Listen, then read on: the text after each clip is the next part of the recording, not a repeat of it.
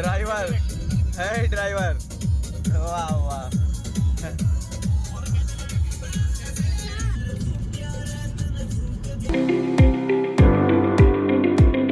नमस्ते इंडिया दोस्तों, मेरे न्यू ब्लॉग में आप सभी का स्वागत है। और आज है बुधवार का दिन, तो मैं तैयार हो चुका हूँ, बिल्कुल रेडी हो चुका हूँ जयपुर जाने के लिए। तो हमको रूम ढूंढना है, इसलिए मैं जल्दी कर रहा हूँ। और अब भैया गाड़ी लेके वेट कर रहे हैं वहाँ पे, तो मैं सीधा चलता हूँ। और घर वाले तो सब काम पे गए हुए हैं, मतलब खेतों में काम चल रहा है, सरसों वगैरह कट रही हैं। तो मैं चलता हूँ सीधा जयपुर।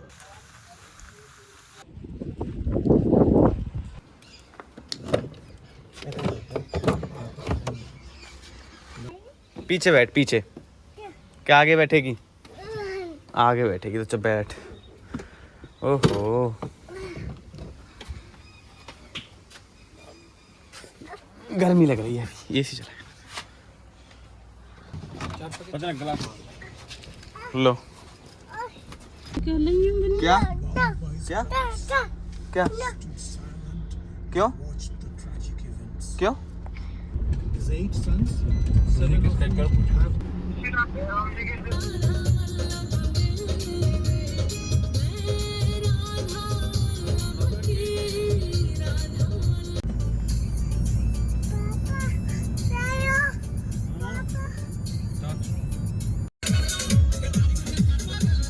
ड्राइवर है ड्राइवर।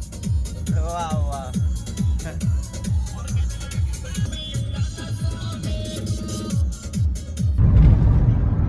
भाई के लिए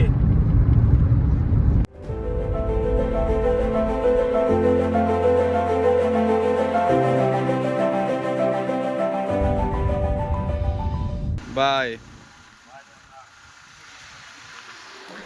थैंक यू बड़े भैया।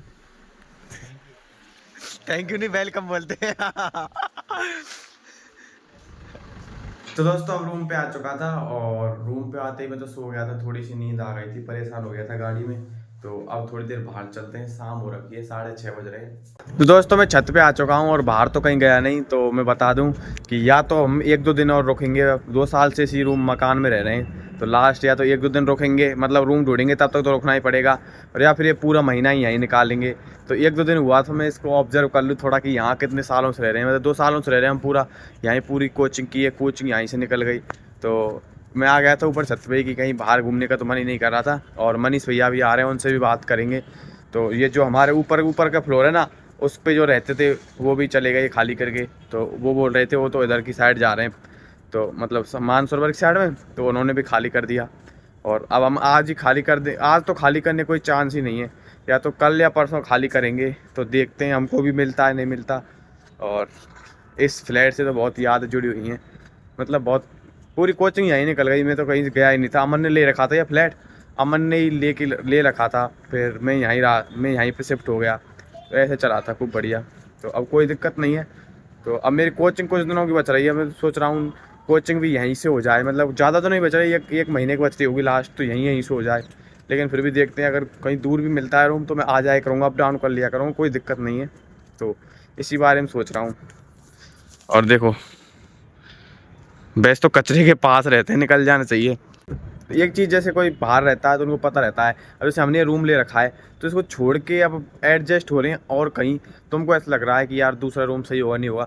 लेकिन कभी कभी अगर हम ऐसी कदम उठाते हैं, बाहर जाते हैं, तो हमको यहाँ से भी बेस्ट चीज़ें मिल जाती हैं।